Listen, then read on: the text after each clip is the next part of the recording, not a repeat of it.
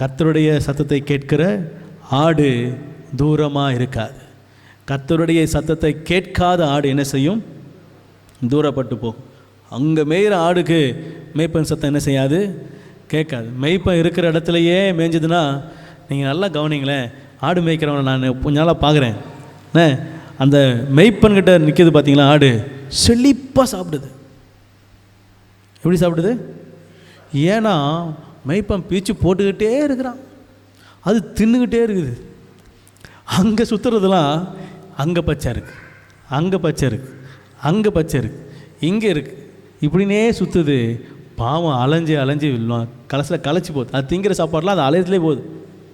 ஆனால் மேய்ப்பங்கிட்ட இருக்கிறது தின்னு தின்னு அது வாடுக்கு நிற்கிது. பறித்து போட்டால் திங்குது, பக்கத்தில் கொஞ்சம் கொஞ்சம் மேயுது, அப்படியே நிற்கிது. அல்லேலூயா. விவரமான ஆடு. நீங்கள் நாடு எப்படி இருக்கணும்? விவரமான ஆடாக இருக்கணும். அல்லேலூயா. விவரமான ஆடலாம். அல்லேலூயா. கர்த்தர் நல்லவர். கவனிங்க, தூரமாக போக கூடாது. தூரம் போனோம் அப்படின்னாலே நம்முடைய இருதயம் கர்த்தருடைய சத்தத்தை கேளாதபடி இருளடைந்து விடும்.